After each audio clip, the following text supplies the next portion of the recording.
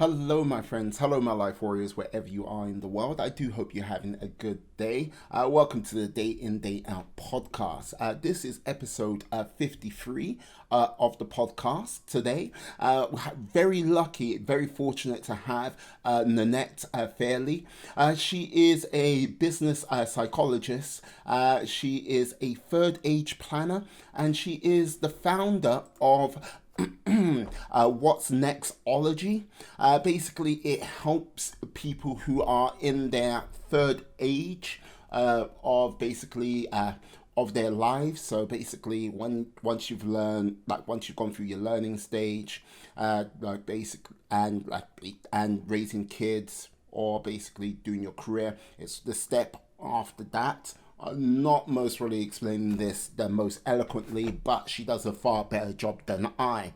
A very interesting podcast. I think it's going to help many people out there who might be looking at what the future might hold for themselves, career wise, or seeking new purpose on the verge of retirement.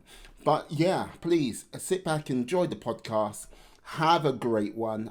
Be awesome, be excellent, be all the positive bees you can be. And hey, don't forget to subscribe. Have a great day. Oh, peace. Oh, yeah. Ah, hello, my friends. Hello, my life warriors, wherever you are in the world. Welcome to the Day In, Day Out podcast. This is episode 53. Today I have Nanette Fairley on. She is a business psychologist, lifelong learner, and she is the co-founder of WhatNextology. WhatNextology or WhatNextologist? My tongue's not working, but nevertheless, she is the person who can tell you about this more. How are you today, Nanette? Hi, Miwa. I'm great. Glad to be here, Ah. and really excited to have a very energized conversation, I'm sure. Indeed, indeed. Yes, you are in the land down under Australia as we speak. Mhm. Thank you very much for coming on today. I'm. It must be. It's in the evening there right now, isn't it? It is. Yep, absolutely. It's just past 6 p.m. in Australia. Yep. Perfect, perfect. So, with regards to people have heard of psychologists, but business psychologists, what's that about? Good question. Um, when we think of psychologists, we often think of individuals who support through difficult situations. Yeah. So that might be counselling, it could be grief, it could be trauma, it could be divorce, it could be anything. A business psychologist is actually very, very different.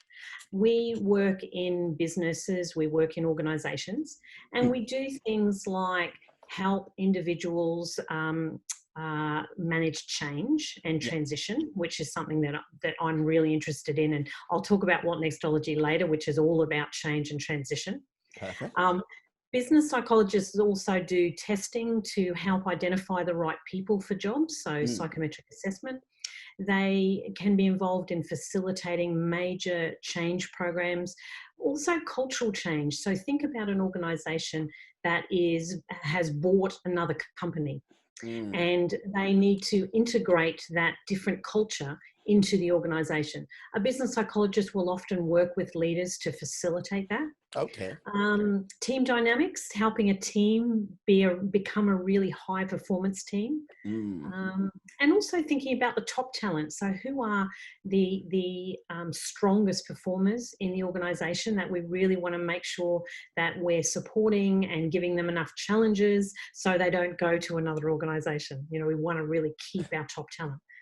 So, there's Yeah. some of the things that a business psychologist does. Okay. You are going to be a very, very busy person over the next few months. Well, definitely for the next year or so, because let's just say, as we live in planet lockdown, slightly easing up the gears, the governments around the world, thank God.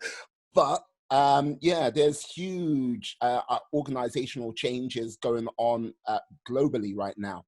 Things like working from home, which I think this is hyper accelerated everything by about 10 years, sort of like the sort of working from home, work in the office type mentality. I don't know how you see things, how they're going to go over the next like 12 to 18 months. Yeah, I think people are potentially experiencing a bit of change fatigue right now because it was so fast. Mm. Um, Businesses moved almost overnight from working within the office space to working at home.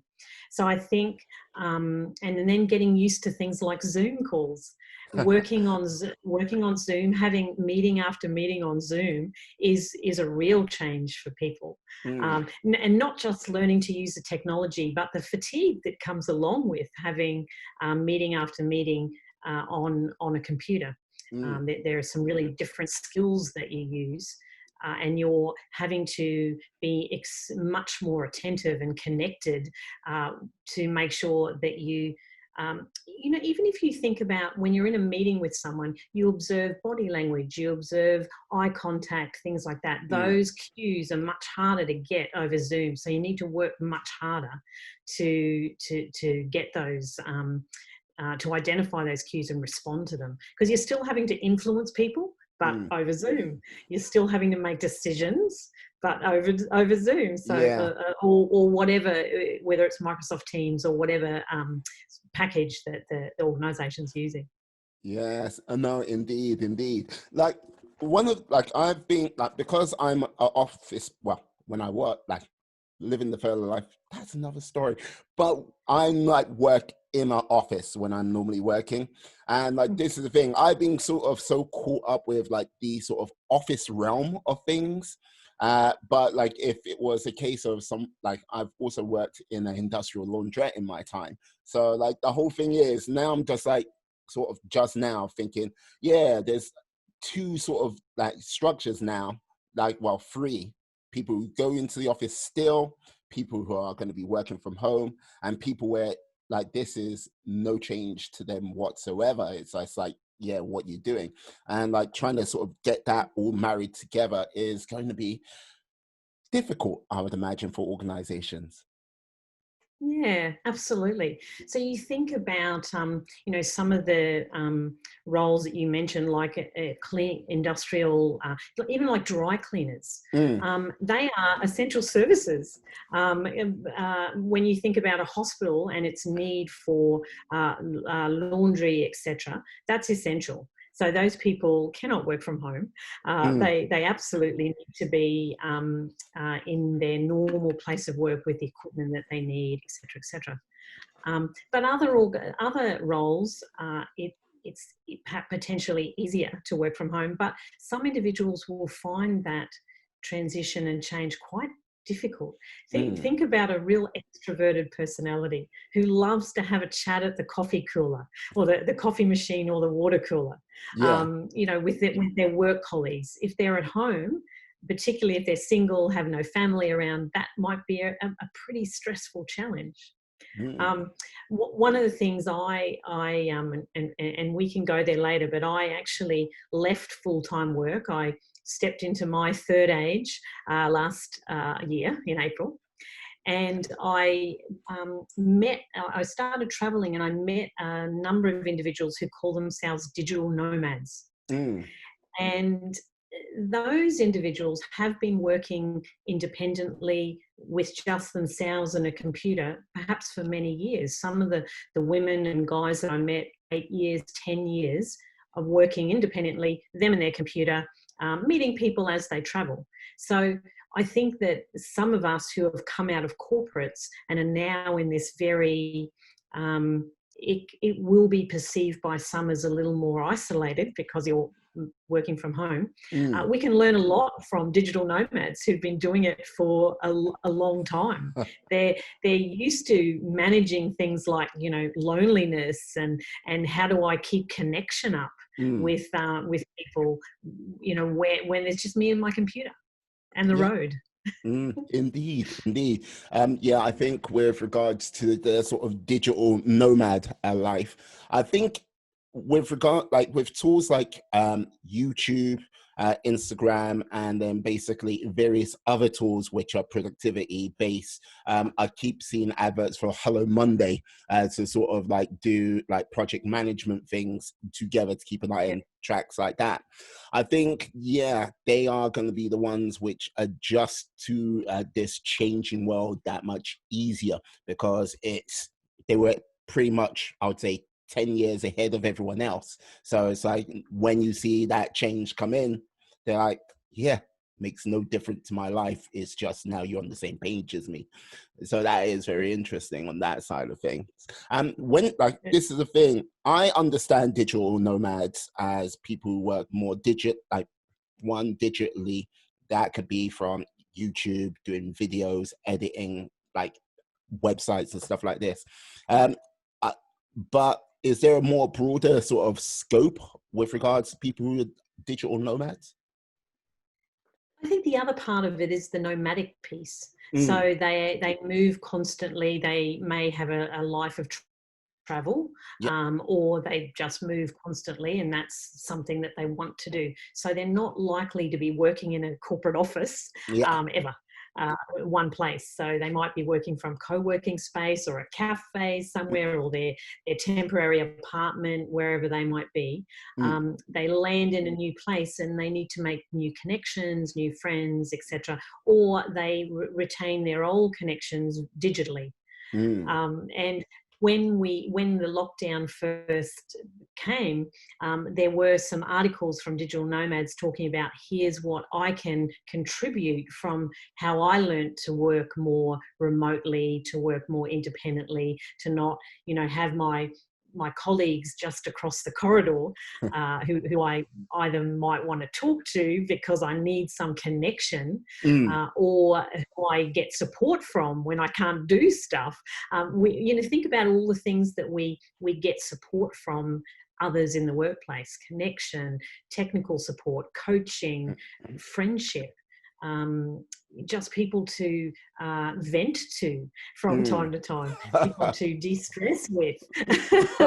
And suddenly you can't do that anymore. So what can we learn from digital nomads who found a way of doing some of those things while traveling? Yeah, no, trust me, I think I'm my girlfriend's wailing wall at times, where she'll come to me to say, yeah, and it's like, yeah, sometimes there's conversations what go on. I'm like, I don't know these people, but thank you. But it's like, yeah, but I think she just really misses that sort of chat by the water cooler. Yeah, grabbing a cup of tea, just like, yeah. I think if I let her out, yes, I think if I let her out, she'll just be there. Really, sorry. It's really important to kind of achieve work goals, isn't it? Making connection with someone over the water cooler, having lunch with someone, maybe they'll help us achieve a goal or a project, or we'll be able to influence them more easily because we've struck a really good relationship with that person. Yeah. A little bit more difficult if you haven't had that opportunity because you're working, remotely. It's not as easy just to run into someone and have an interesting corridor conversation. Yeah, no, this sort of touching back on the point you mentioned about people who are high performance currently. It'll be interesting to see if they still continue being those high performers, or if like someone else rises up from that, because it's totally different environment. So some people who thrived before, will they thrive continually, or will that be someone else? It's an excellent point, Miwa. Excellent point. Because I think that you have a skill set. Our top performers are usually pretty good at, not always, I don't want to generalize, but pretty good at developing, pivoting, changing as they need to, because that's part of, continuing to be considered a top talent in an organization. They are able to identify trends that are coming and then respond to those trends. How do we differentiate our top talent? There's a number of different things, but that ability to stay curious and also be able to change, develop new skills quickly when required, or change tack to achieve something a different way because the first way was blocked or the first way wasn't appropriate. So I 100% agree with you that we will see some potentially different top performers rising because they're a different skill set, a slightly different skill set will be needed to succeed in these days. Yeah, no, like this is the thing. I think with regards to Zoom, like doing Zoom calls and stuff like this, I think that interaction over Zoom, or Teams, or basically whatever other third party like product, what will be used for that, it's going to be like, I think it's going to, like, for some people that might be that sort of little bit extra resistance, what can sometimes put them off, because like, yeah, I sit in front of a camera, talk to a number of different people, and I've become very comfortable with that. But that's like down to sort of my choice and making me get out into like out of my comfort space. I know there's going to be some people which will sit in the sort of back of the meeting and like they'll go to someone privately and then they'll make some excellent points, but they might not be the person raising their hand in that meeting. And in Zoom or Teams, you can't hide. There is no hiding space at all. You're there and everyone can see you as soon as you make it, any sort of gesture or movement out of the ordinary. Absolutely. And, but think about how much better your facilitation skills need to be if you're facilitating a Zoom meeting with a number of people. Because you do need to make sure that you've included everyone and everyone's had the opportunity to speak, that they aren't put on the spot if they're more introverted, but you've maybe given them a little bit of warm-up time to contribute. I think your skills as a facilitator will need to be honed quite a bit to run very successful Zoom meetings. So I'm sure that those who are moved from face-to-face meetings to Zoom meetings have been developing quite a few skills of late. Yes, I do not envy any team leader or facilitator out there whatsoever, because oh my, it's like, hey, you remember this? It's like, okay, where is my team? Yeah, and keeping a team motivated remotely. You know, as a team leader, you're still responsible for motivating. Well, you know, there's a lot of debate about who's responsible for an individual's motivation. An individual is often responsible for their own motivation. However, the team leader is responsible for creating the environment for that to thrive. And again, a bit more challenging when you're remote. Oh yeah, no, like this is the thing with regards to like the whole sort of team leader type thing. It depends on what the activity you're doing. Business, I'd say you can have two types of leaders, one who leads from the front, one who like sort of like pushes, and there might be another one, but I'm not like, I've seen these two types more so. But if it, like when you sort of get more into a sort of team setting, and if you look at any sort of like basketball, football team, or like rugby team, which everyone's like on that team's been great, there's all like, forget the manager or the coach, there's always a member on that amongst the players who has been, they'll say tyrant, their team members and stuff like this, but they're being that force to get that extra 20% out of someone, like 30%, to make them champions. So it's like it's a very hard thing to sort of narrow down sometimes. Like, yeah, I love the sport analogy. There's so much we can learn from sport with respect to leadership. There's a book I read several years ago called Legends, and it was about the New Zealand All Blacks rugby team. Yes. And they, you know them? You know well, of yes. them? Well, like this is the thing. I think anyone who's seen rugby union knows of them. And there's like this, I don't know, this slight speck of hatred. No, that might be going a little bit far for me, but like there's this speck of envy gnawing away just all the time, gnawing. You're like, yeah, like for you guys, like Australian, right? Yeah, there must be hatred there. Well, let's say quite a lot of rivalry. Let's say let's leave it at that, rivalry. Right. but Yeah. but Rivalry. there was a time. There was a time that the All Blacks. There was a time that the All Blacks weren't a fantastic team, and that's when they lost the World Cup to South Africa. And it was a huge wake up call for them and leadership and their leadership. So this book is about their comeback, how they diagnosed what was wrong with the team, what wasn't working, how they developed stronger leadership, and then how they came back to, of course, become a force to be reckoned with. But there's so much we can learn from sports about great leadership and that kind of almost facilitative, quiet, sometimes quiet leadership. It's just someone who's incredibly influential in a team. They're not the authoritarian leader. They're not the loudest person in the team, but they're a force that kind of motivates, and they're almost the quiet cheer squad in the team. I love those kind of leaders, and we have a lot of sporting leaders that are like that. Yes. Like this is the thing. Like being in Australia, yeah. Like let's just say sport is definitely a thing for you guys to a high order. Like yeah, I think there was many a tear which was shed when like you heard like by many of the country when you heard live sports was like going bye-bye for the lockdown. Trust me, like yeah, it was people in the UK were quite distraught, myself as well. But yeah, but it's coming back slowly but surely, thankfully.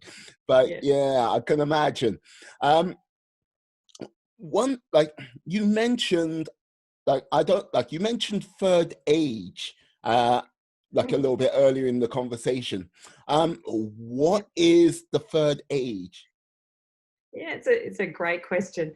So there's a British sociologist and historian called Peter Laslett, and he came up with this model: stages of life. First stage, education. Second stage, work. And then he only had one more stage, which was death. But he then edited the model. He edited it. Yeah. Because we're starting to live longer. So we don't finish work and then die. Yeah. We actually have this significant period, if we're privileged enough to, between finishing work and later in life when we no longer can do things. So he added something called the third age. So there's the first stage, education. Second age is work. Third age is that flexible time post full-time employment, where you're still healthy and curious and active, where you have perhaps the most flexibility you've ever had in your life. And then, of course, the fourth age, and he describes the fourth age as decrepitude, which I guess we're all going to go there. But yes. He's definitely one for dinner conversation. I know. But I had this vision that I wanted to start my third age before I was in my late 60s, because a lot of people retire. Well, the legal retirement age in Australia is 67, and it's getting higher in many countries. And one of the reasons for that is we're living longer, and we are healthier longer. And there's this fabulous book written again by two Brits, Andrew Scott, who's a London Business School economist, and Linda Grattan, who's a London Business School psychologist. And they wrote this book. It was a real catalyst for me in my thinking around change and transition. It's called The 100-Year Life. And they talk about how the fact that we're all living longer, what impact will that have on governments and what should they be doing, organisations and what should they be doing, and the individual.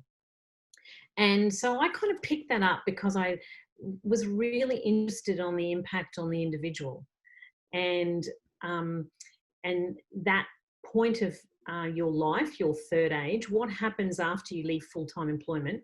And for some people that could be 30 years. In the past, people retired and maybe they had 5 years, maybe they had 10 years. But today, with medical care and how we're all taking, or many of us are taking better care of ourselves, we can have maybe 30 years post ending a full-time employment. Yeah, no, that is a healthy lifetime right there, you know, like this is very 30 years. You can do a lot in 30 years, a lot. You But can. yeah. Uh, And that's kind of why I moved to where I am now, because we plan for our first child, we plan for our wedding, we plan for our first child, we plan for our holidays. But you know, a lot of people don't plan for their third age. They might think about their finances a bit, but they don't think about the rest of it. And there's so much that you can do in the lead up to leaving full-time employment. And once you're in your third age, I hate the word retirement. It sounds so old. No, it's like when, like, the whole thing is sort of tying in. When you say retirement, that's like, I'm done.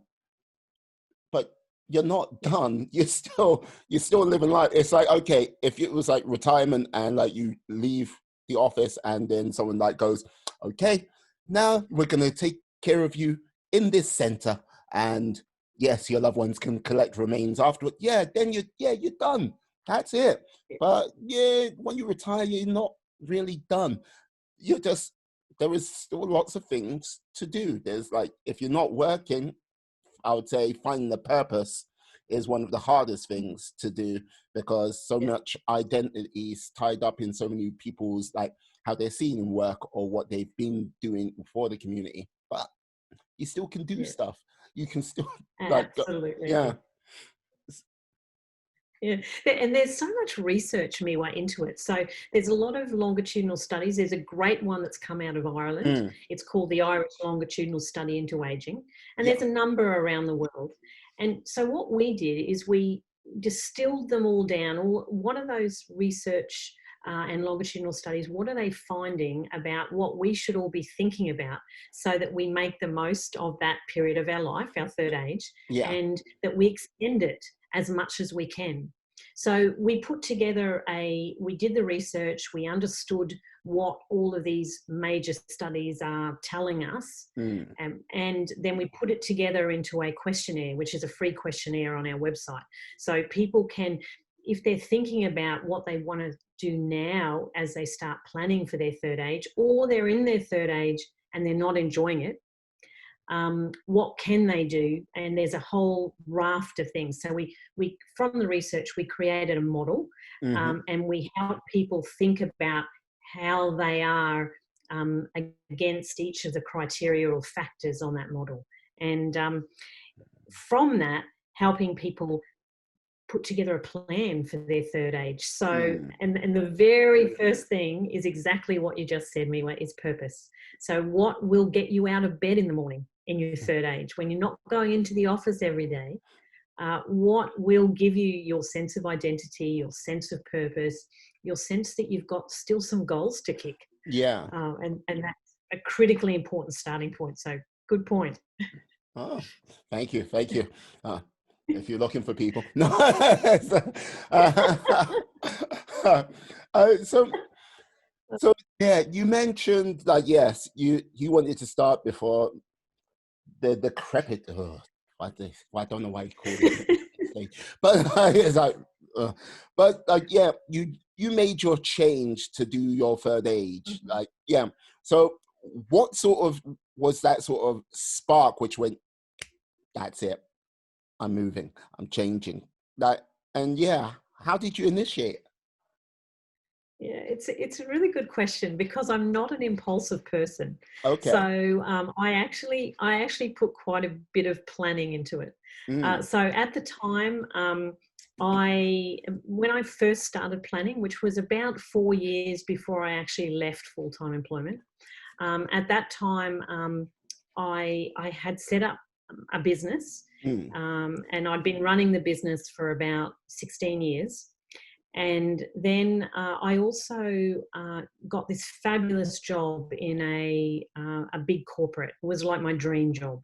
Mm. So I found a wonderful, wonderful woman who ran my business, and I went back into corporate life because I had been running my business for many years. Okay. Yeah. And I think I wanted a change. I think I wanted a new challenge. And this job was, well, it was my dream job.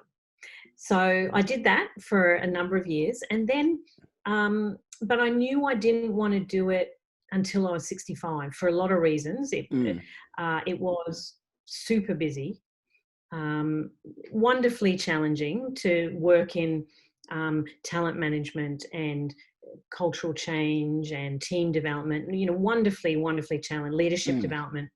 Wonderful role, but I didn't want to risk, challenge my health.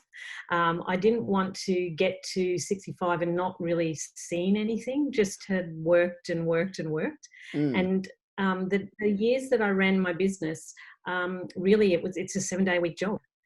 So I got to the point where I thought, I don't want to do this forever because I will be the most boring person when I finally do get I don't think to that's true. retire. No, no. I don't like. I think you could work 7 days, 8 days a week. I don't think you'll be the most boring person. I think, yeah, like just beneath the surface. Yeah, there. Yeah, no. Yeah, there was so many other things I had on my to-do list, Mila. Yeah. So I had this opportunity to sell the business. And so that was like an 18-month project. And so that happened. Mm. And then I put an end date on my corporate role. And then I resigned, and my last day was something like the 10th of April, 2019. So the first, the plan was twofold. It was, well, a couple of things. I wanted to travel, but Yeah. I wanted to travel slowly. The travel that I'd done in the past was business travel. You go to the airport, you're on an airplane, which sounds very foreign now, be on an airplane to go somewhere for 20 Yeah. hours. Yeah. That's weird, huh? It's like you flew? Yes. Back in the day, we Yeah. used to fly to countries. We used to Yep. fly, yes. Yep. You'd step I'd out in the fly, airport and they'll let you yeah, out into the you'd civil. have, yeah, yeah, no quarantine then. So you'd fly off somewhere, you'd have a meeting, you'd fly back. And that kind of travel, you don't get an opportunity to experience the culture, to meet the people, to eat the food, to drink the No. wine. You Yeah. just don't get that experience. No, I know Uh, that well. so my plan was to, yeah. Yeah, no, I did. I traveled for work like ages ago where I was like traveling around the whole of Europe, but I called it rock star traveling. With rock star traveling, you get out of the airport, you either go to your meeting, you go to the hotel, go to your meeting, then come back from your meeting, then you go to the airport, you're back in the office, and you repeat that process. Rock star traveling. Absolutely. So you and I, we've done lots of rock star traveling. Oh yeah. And, it gets to a point where you're like, people go, oh, have you been here? Have you been there? And you're like, I have, but I can't tell you one thing about it except, oh, there was a nice store in the airport, or I really liked the restaurant in that hotel. But that was it. So, Yeah. my plan was, so when I started my third age, my plan was to travel. Mm. It was to do some learning that I had on my list for a long time, but I didn't get a chance. I wanted to learn a language. Okay. I started studying Spanish. I'm absolutely rubbish at it, but I will keep going. I've only been at it for less than a year. It's my Okay. first language. Yeah. The first language that I've studied beyond English. Yeah. So the travel, the language. I really wanted to learn a bit more about wine. Mm. So I actually came to London and I did my WSET level 1 and level 2. What There's is many that? more levels. Wines and Spirits Education Trust of Okay. the UK, Mm. and they do qualifications.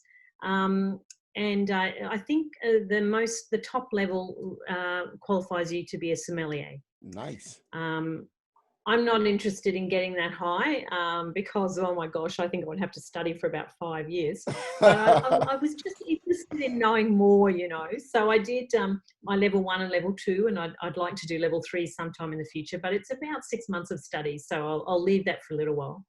And then the next thing was I wanted to take this idea about helping people manage the transition to their third age better, and setting up something that would help people, providing that, using my skills as a psychologist who's worked in supporting people through change and transition, and Bill, and so that's where WhatNextology was born, that concept. So part of my third age plan, and I have 2 co-founders in the business as well. Ah, superb. Like, this is the thing. Like, when you go, yeah, I changed, like, and you don't do it quickly. 4 years in the planning, and like that is, yeah, quite epic, because I know there are many people who would not give 4 years for about changing their life. They're like, I'm going to change my life, and it must, like, for them, I find it must have been quite hard to find the right direction. Did you have a sort of, like, you mentioned you wanted to travel more and study a language, like, was WhatNextology, ology, did that just come out randomly, or was that planned as well? It was fairly planned, because I probably read that the catalyst for it was when I read that book, The 100-Year Life, and that Yeah. was probably about 4 or 5 years ago. Okay. Probably 5 years ago I read it. I was also, because I was working with a lot of senior managers in either the clients of my business or in the corporate that I was in, I had lots of conversations with individuals who were close to retirement about what they were planning for their retirement, because I was super interested. And also I was super interested that many of them didn't have much of a plan. It might have been to play golf. But you and I know that if you play golf every day for 6 months, you're probably going to get fairly bored if your life is that one-dimensional. Yeah, I agree. I think one of the things with the lockdown, and if anyone's been furloughed, I think they sort of get a very sort of crystal clear of, like, okay, I've watched all these box sets, I've done all of this, and like, pretty soon, if it's been a month, you're like going, what do I do now? It's like, sleep a little bit later, like not getting active. And then all of a sudden, I think here in the UK, it was like week 3 to 4 when there was this sort of explosion of people going out running, when, like, you know what I mean, early in the morning and stuff like this. We were locked down, but they would like do a quick run for their hour of exercise a day. Like, let's just say prisoners have more exercise than we did on lockdown. But that's another story. But that sort of, I think that's given some people a lot of insight in regards to, if you had all the time in the world, how do you feel it? And absolutely, yeah, absolutely. And that needs some planning. It needs some thought. And for people who, I feel most for people who are in their late 50s and 60s and who have been made redundant through COVID, because they thought probably that they would be working for some more years and they would have more time to both save for it, but also maybe to think about what they will do in that time. So if you're retired or made redundant early, and your chances, because let's face it, older workers are going to have a less chance of being re-employed. If you're 63 and you want to work for 3 or 4 more years, that's going to be pretty hard to get a full-time corporate job. There's lots of other things people can do. And one of the things that we're doing at WhatNextology right now is we've almost finished it, put together a course for people who that has happened to. So basically, you don't have a full-time job right now. What are all the things you can do, both thinking about your finances, but also thinking about how can you generate income that through something like a portfolio career. So you don't need to look for that one job. You might have a couple of quarter-time jobs, or you might have something that you're very passionate about that you can turn into a small business. Okay. So helping people think through what you can do, being that your plans to work full-time may have been interrupted because of COVID. Yeah, no, like this is one of the things I think is going to come out after, well, after we go through our global recession, which is coming, um, like a freight train, Yeah. unfortunate, but the thing about after recessions, it's an excellent time for growth and expansion. I think there's going to be a number of cottage industries like popping up through like throughout the world where people are going to do like stuff more like this, where I don't think that it's going to be a case of they're going into their third age. I think it's going to be a case of quite a broad spectrum of people which will take up a number of different jobs or start a number of different side hustles to sort of like go, you know what I was doing in the corporate world, I liked it, but it wasn't like the most fulfilling, or yeah, that's gone away. And yeah, I need to make sure I've got an income coming from here and here. And so if I do have a job, that will see me through the rough times. And yeah, I admit that challenge is going to be different for people who are entering their third age or looking at their third age on the horizon, because yeah, it's not going to be the easiest, but I think it will still be bright after a year or so. So it was Yeah, excellent. yeah, and I think it's about also using your creativity. It doesn't matter how old you are, Yeah. to identify what are the opportunities out there. And I'll give you two examples. Mm. One of the women that I know through some of the digital nomad girls that I've met. She set up a business to help you facilitate fun events like a birthday party or a 50th or whatever online. Yeah. So if you can't get together because you can't fly for somebody's 50th wedding anniversary or whatever, she set up a business to help you facilitate the best event, Oh. albeit through an online method. So that's one idea. Yeah. Another thing that I've seen that I thought was really innovative as far as a pivot in this time, there's an organisation here in Australia called Stage Kings, and they used to build big sets for musicals and events. Mm. So overnight, of course, their business just died. They had no business. They went from 100 to 0. What they did is they came up with the idea, everyone's working from home, they need work from home furniture that's easy to put together, that doesn't need screwdrivers or anything, comes really quickly. They can put it together in 2 minutes, whether it be a stand-up desk or whether it be a little desk or whether it be something to prop your laptop on while you're doing a Zoom meeting. Yeah. And they've come up with 30 different items. And now they've employed like 50 more people than they had in the first place.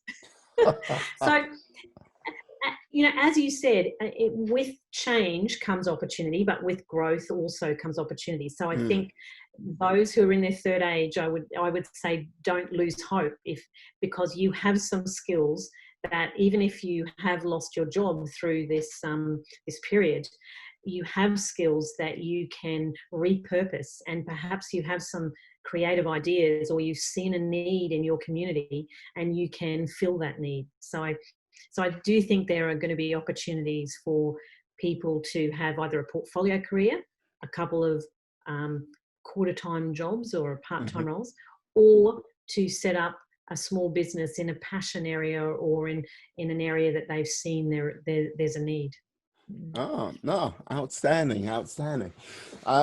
One of the things I find interesting when you did you went from business owner to working corporate, and that's one of the things where if you start your own business, doing the whole 7 times a week, passion, it's all that drive, then to go to the corporate world, you don't really hear that sort of step from many a person who's like, I'm this is me.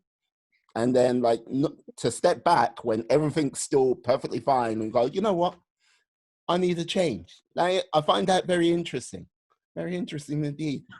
Well, are you saying I'm strange, Miwa?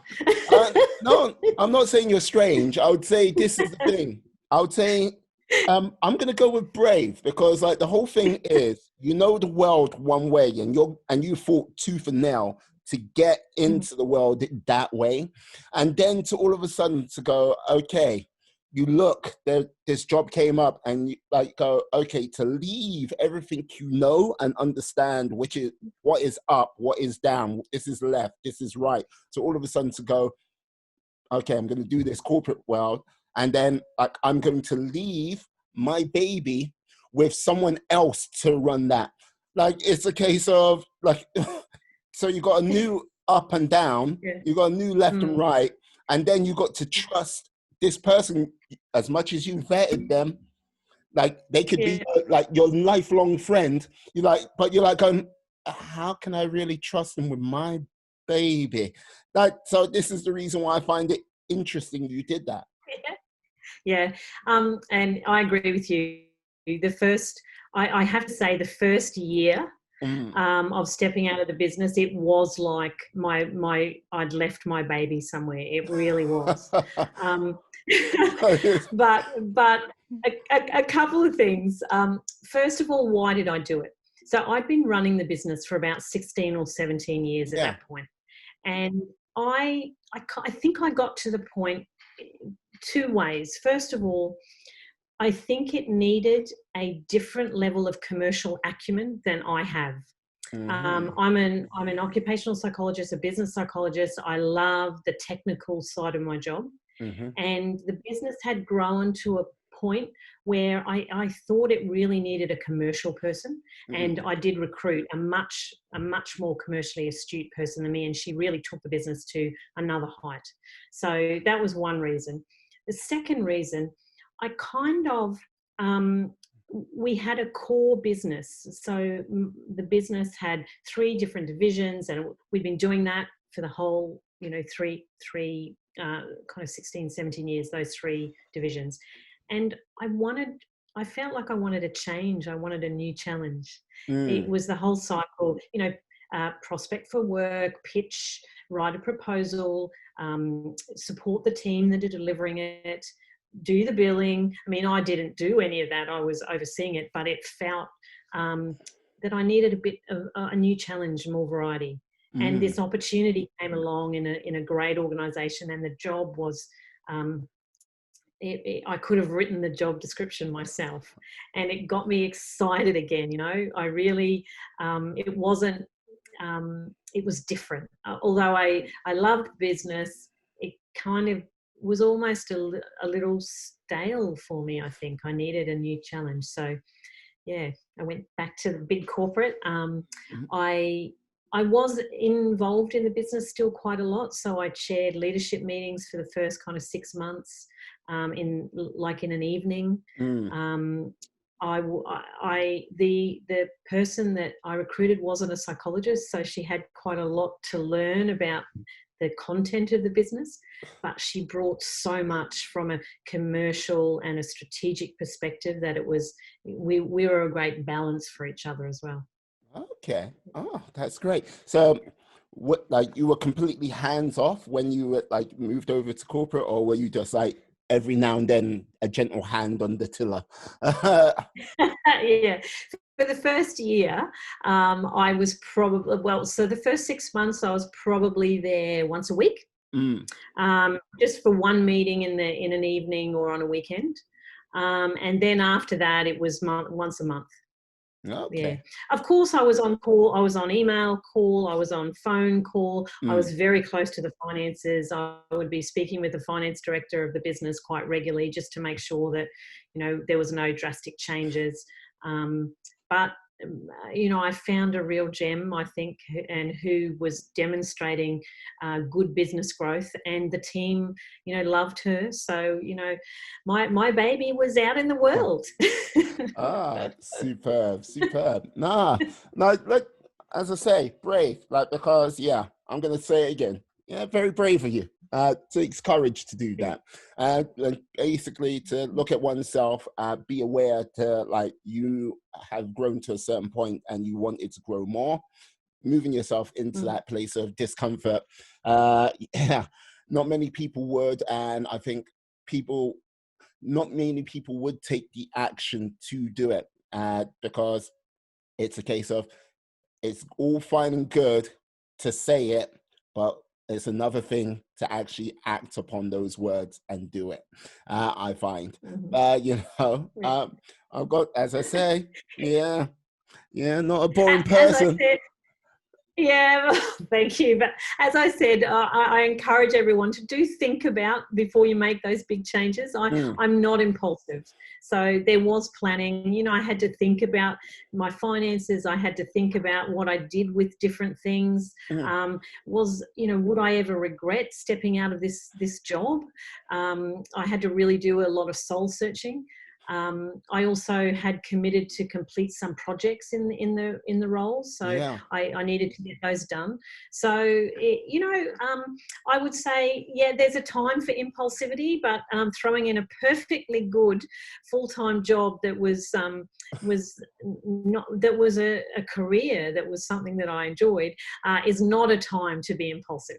Yeah, no, no, absolutely, absolutely. So this must have happened fairly quickly from seeing the job to get it, like finding the right person to step in and then basically start your new job. What time frame was that? Because yeah, how Yeah, long it did that was take? it was about yeah, it took me about 4 or 5 months. Because it was a senior role, so those roles take a while to recruit. Mm, Um, and but I was really lucky to find the woman who came in to be the CEO of my business. She walked into my office one day. She was new. This business was in Dubai in the United Arab Emirates, because yeah. I've been an expat for a number of years. And she's British, and she was new to Dubai, and she just walked into my office because she'd heard on the grapevine that I was someone that she needed to meet. Ah. so so she reached out, and just in my network, somebody had obviously told her that she should come and talk to me just about opportunities, and Mm, we really connected. She didn't know, I didn't even know that there was an opportunity in my business at that time, but very quickly on the heels of that, along came the corporate role, and we started talking about her coming into the business. And I worked with her only for maybe a month full time, yeah. and then moved into my corporate role. And but we stayed in touch daily initially, and then weekly, and then it was monthly as we got comfortable with each other. Superb. Like I've got to say, so doing that in that sort of short time frame, it's very impressive. Got to say it. Yeah, very impressive. So I take it the role was in Dubai as well, or was that in It Australia? was, yeah, it was in Dubai. Yeah, Uh, so it was very close. My CEO and I could have regular phone calls in the evenings, mm, and if I needed to support her on anything initially, it was easy, because we weren't on different countries, we weren't on different time zones. But as I said, she was the right person for the job, so I probably hung on for a bit longer than I needed to. It was my baby. It was yeah, my baby, and right, right. it was a little scary. I have to say, it was. You talk about me being brave. There was a couple of times when I asked myself, am I doing the right thing? You second guess your big decisions sometimes, and I certainly did that. But I was really lucky; it worked out well. My. So yeah, like so, what was it like being an expat in like um uh, the UAE? Excuse me. Mhm. Yeah, I spent a fair few years there, so it's a very familiar place to Mm, me. It gave me great opportunities, both to set up the business, but also to work in a great organisation. Um, Yeah, I really enjoyed it. There's people say good things and bad things about Dubai and the UAE. But for me, it gave me good opportunities. I made some great friends there, and but for now, because I started traveling last year when I left the corporate role, I was actually in South America when COVID hit. Ah. So I decided to come home to Australia because my parents are older, and I wanted to make sure that they were okay through COVID. Mm-hmm. Um, my brothers are both doctors, so they are in the hospitals Okay. working, and they can't really come visit my parents because of the risk of No. infection. Yeah. Uh, so I thought that I had the most flexible life, so I needed to lock down somewhere, and luckily Australia would still let me in. I think when you just flew in, that was it. Like basically Australia, New Zealand, like, you know what? No. Yep. To the rest of the Yep, world. It's like, exactly. uh, would like to come over Yeah. and visit. Would like to stay there. No. If you don't have an Australian or New Zealand passport, go away. Just keep Yeah, looking. exactly. Even, I have an Australian passport. I still had to do 2 weeks of quarantine when I arrived in the middle of March. So, but that's good. I'm very happy to be here. I'm glad that Australia are doing what they're doing because we're doing okay at the moment. Mm. But everyone says what's going to happen when we open our international borders. So I guess we wait and see, huh? Yeah, well, yeah. I think everyone's asking what the new normal is going to be. Is it going to be the same? If it's going to be different? It's like you Yeah. got to roll the dice, see what happens, and like fingers crossed it comes out in the most positive outcomes. But with Yeah. measures which have been put in place from a number of different governments, hopefully it will be better. It'll come out a lot better than expected. So yeah, Yeah. or I'll Yeah. just simply say, no offense to anyone who might be living in Brazil, but don't go there. Don't go there right now because their infection rate is Yeah. way out because the government is Very not high. paying attention to what they're doing. Like the president of Brazil is like, nah, Corona, it doesn't exist. It's like, oh, you mean this thing which has shut down the whole planet's whole economic system Yeah. for the last. Sounds like another president that we know of as Uh, well has been saying similar things. Look, all I've got to say, I don't believe in orange people. That's what I've got to say. It's like, Uh, yeah. yeah, but I was lucky I could get out of South America. So I was overlanding. So I had to leave my car in storage. I had Mm. a four-wheel drive, and I was charging from from Argentina to Bolivia. Oh, And then I just turned around and parked the car in the capital and flew home. It was a good decision. yeah. Well, yes. Put it this way, being stuck in South America, like through like lockdown, planet lockdown, I would imagine it's not going to be the easiest time if you got no sort of real base there in the first place. So will you be like when lockdown is over and things are a little bit more normal? Will you be returning to South America, or do you have other destinations on your horizon? Say. Yeah, I would love to go back to South America because I was loving it. I'd done 5 months overlanding. I'd driven 8,500 kilometers to Chile and Ah. seen a lot of Chile and Argentina. But I actually don't think that's going to be top of my list because I think particularly Brazil is struggling more so with COVID. So I think my next destination will be Europe. Ah. One of the things I've always wanted to do is cycle the Camino, either the Portuguese Camino or French. So maybe I'll go into Europe next. But I can't see that realistically happening until kind of early next year. But let's see. I don't. My crystal ball is broken at the moment, Miwa. Well, yes, I think everyone's crystal ball, like, yeah, if you like shook it and it like came up with an answer, it'd be like to be determined. Yeah. Like come back to me. Yeah. Just like maybe not. It's like Yeah. Absolutely. 2023, no, but yeah. Yeah. Absolutely.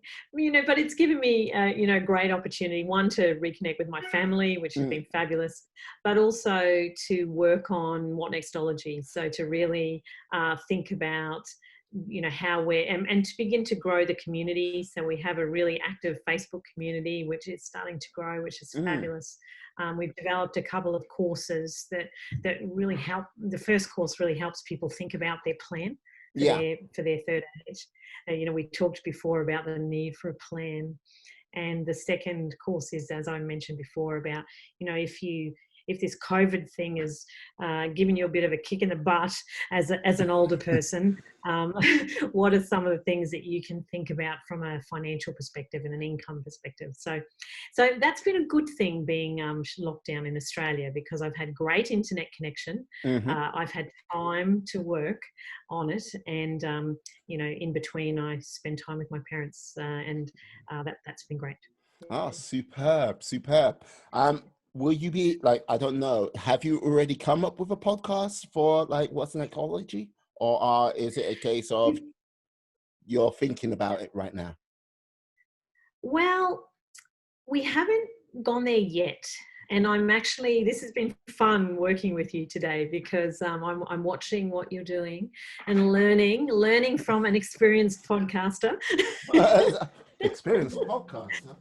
Absolutely. Where is this person? Absolutely.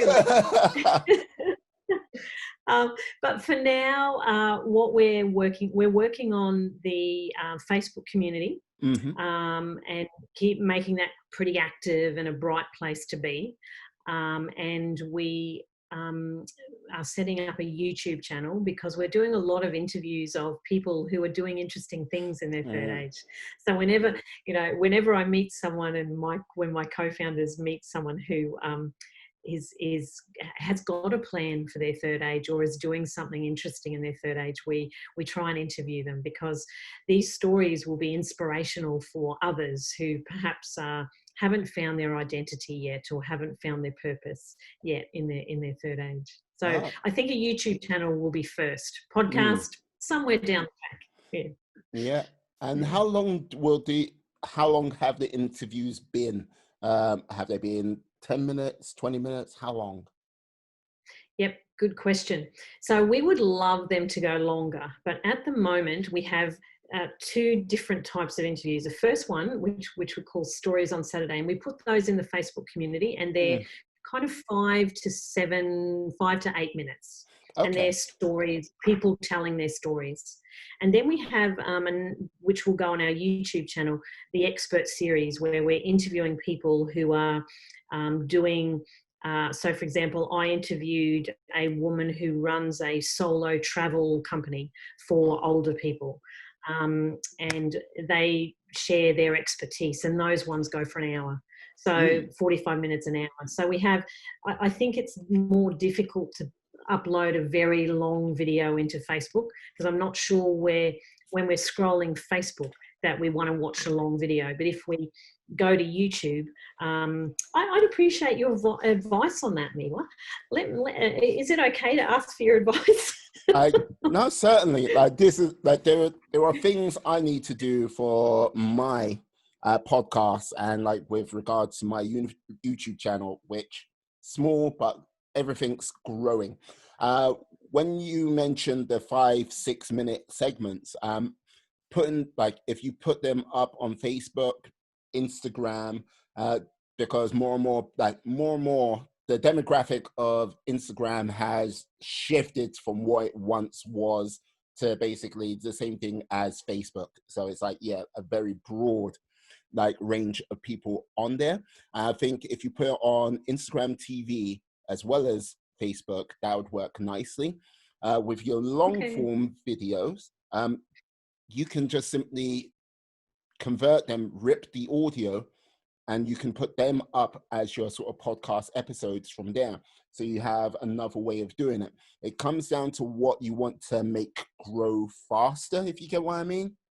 Mm-hmm. So if Yep. it's about YouTube, then you put a lot of your time and energy there. But YouTube is a very, very noisy place. There is like, I can't even tell you how many channels there are, but it's well over 100 million, compared to Wow. podcasts, which is now Yeah. sort of breaking a million, maybe a million and a half, 2 million at Okay. most.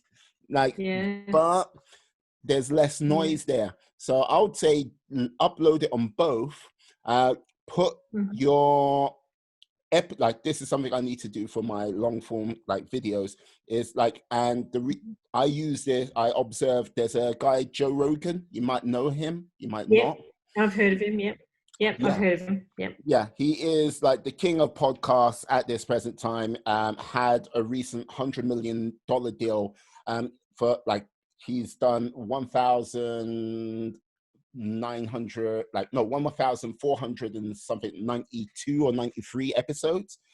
But he has his long form content.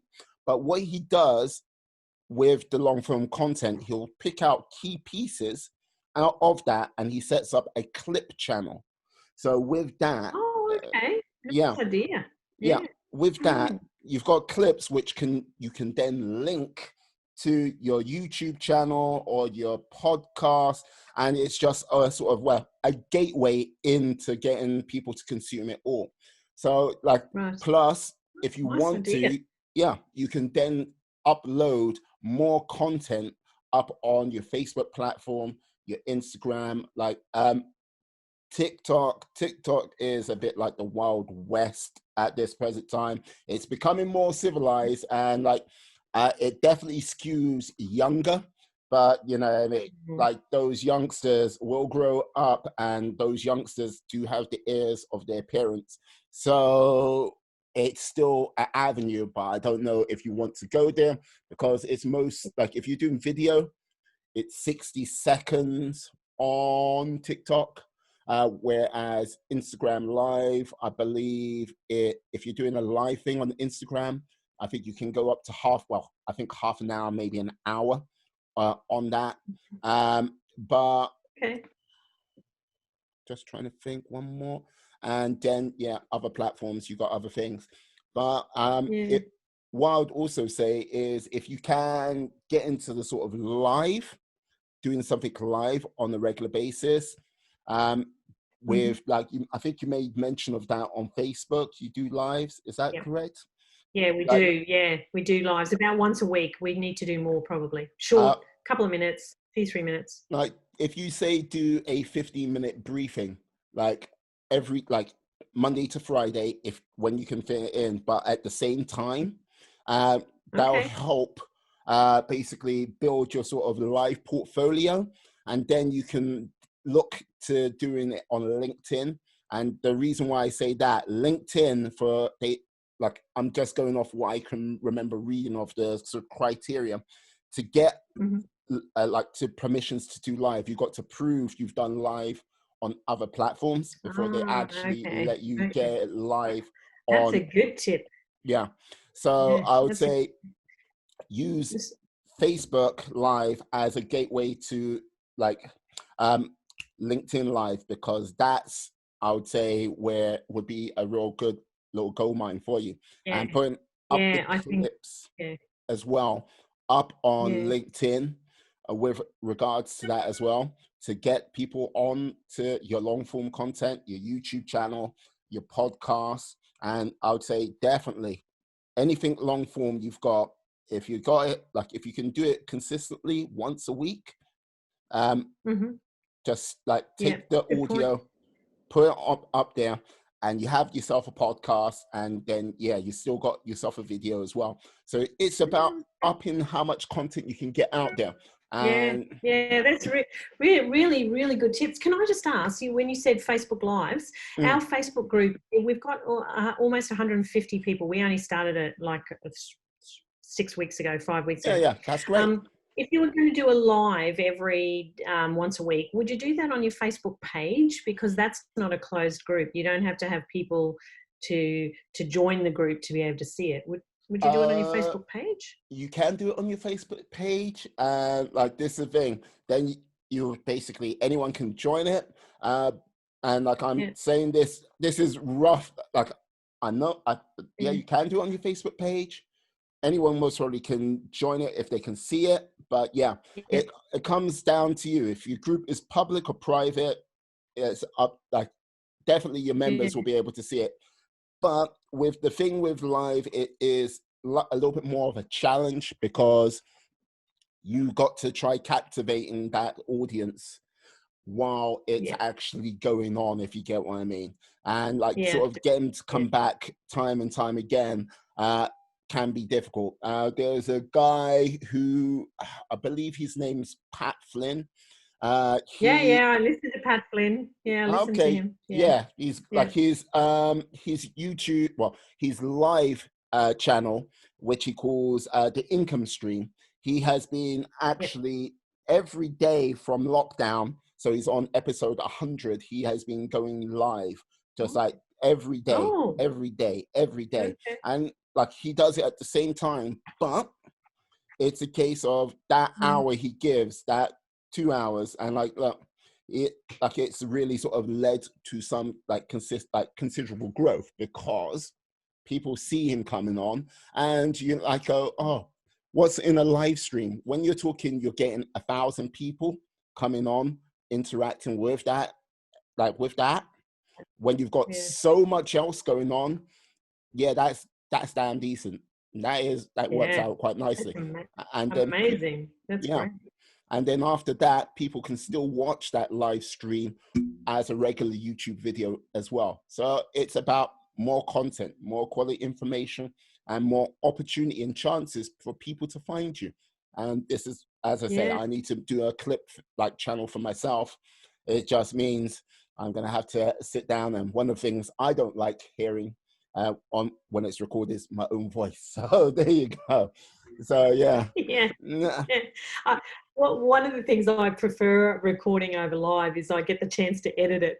So Mm. if I've stumbled or whatever, I can edit it out, which is a nice thing. I guess you're going to edit all of this out. No, like when I record it, like not unless if there's a huge mistake, or there's like a sort of like the video freezes, and then like I come back, and like Yeah. there's a real sort of obvious gap. That's when I might edit it, but I just keep it as it is. I keep it like, if I've made a mistake, it's there for the world to see. If a mistake's been done, so it Right. just goes out raw. And like this is the thing, I'm kind of Okay. yeah. So it's like my stepping stone. If Well, I were thank you for taking the time on your Thank you for taking the time on your podcast to give me some great advice. I'm very thankful. no, like this is the whole thing. It's like I will offer out help if I can, and like this is the thing. I have got a lot of things to learn, and I say anything I say, please double check it, triple check it, because like I might be wrong about some things. I'm not saying I'm this all-knowing guru, because no, I've got a lot to learn along the way. So yeah, but if I can help, I will definitely offer that help out to people to like help them grow as well. Look, we live in a world with about 7 billion people and rising.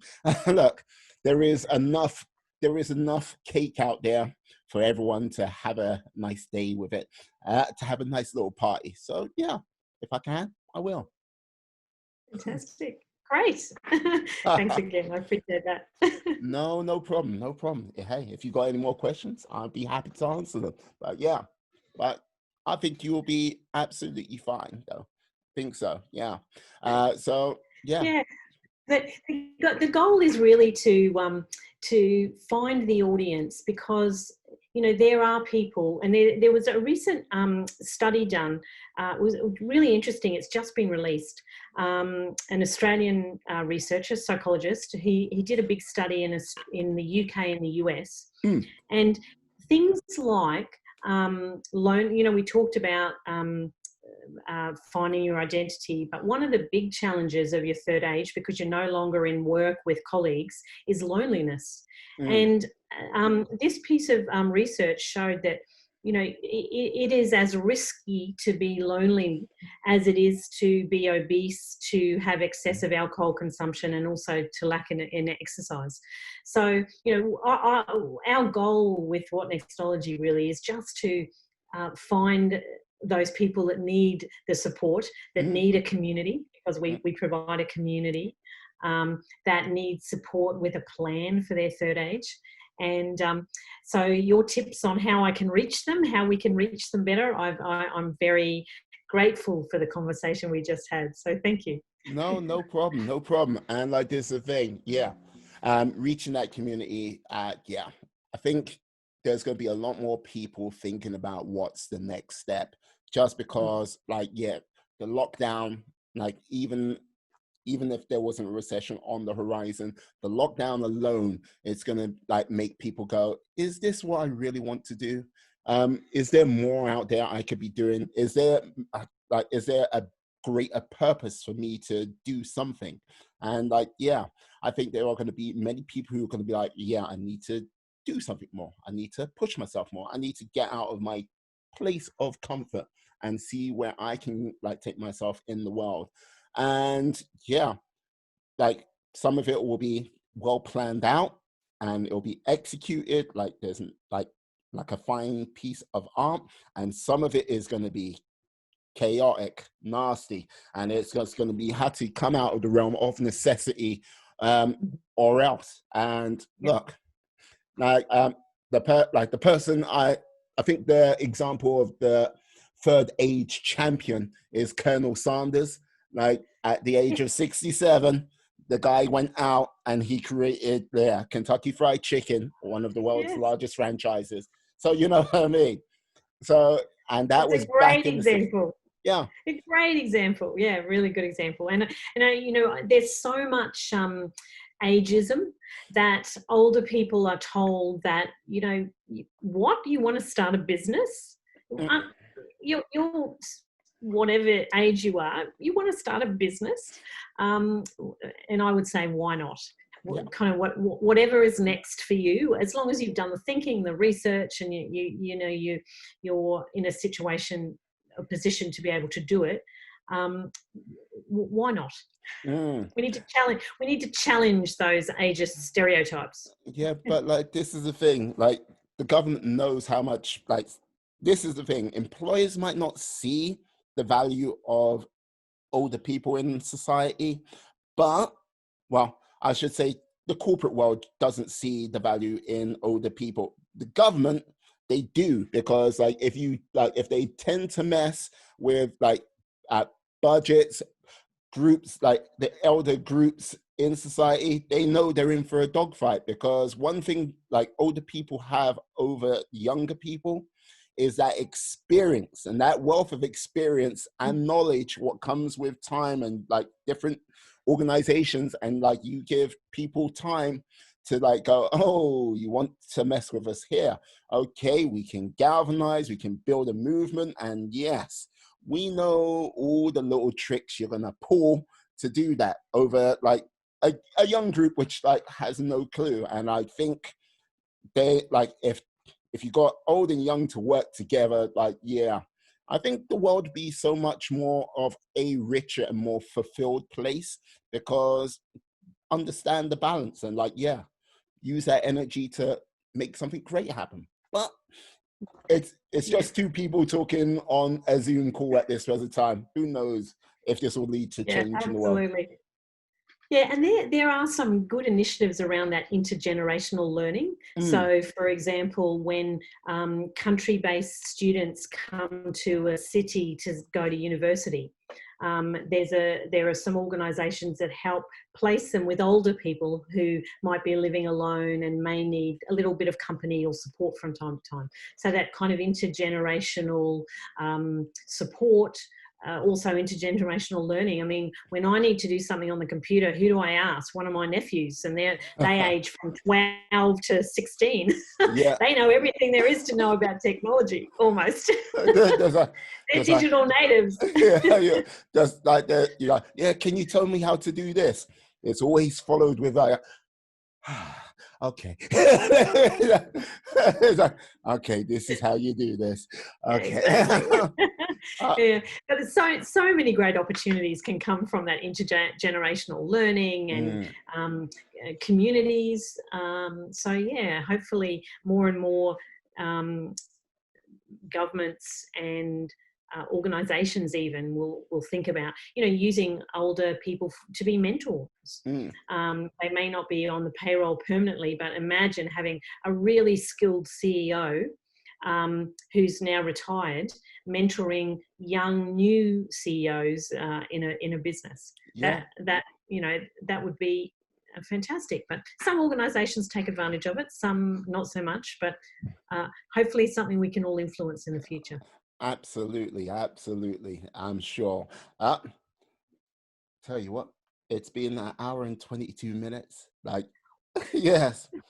Wow, that went fast. Thank you. Yeah. I've really enjoyed our conversation. No problem. No problem at all. I'm glad you're here, Nanette. I'm glad you're here. What I'll simply say is, can you tell people how they can find you and your fabulous organization? Sure. So my email is Nanette, Mm-hmm. Nanette, at WhatNextology.com. And the website is www.whatnextology.com. So drop me an email. I love to have conversations with people. And I'm getting pretty good at Zoom. There you go. There you go. Yes, that's what I'm talking about. Picking up new skills, growing as an individual. Perfect. What I'll do as well, I'll put everything in the description for your links. And we'll get some people over to you, hopefully. And you know what? I'm definitely going to get you back on in the future for sure. For sure. I'd love that, Niwa. Thank you so much. It was great to meet you.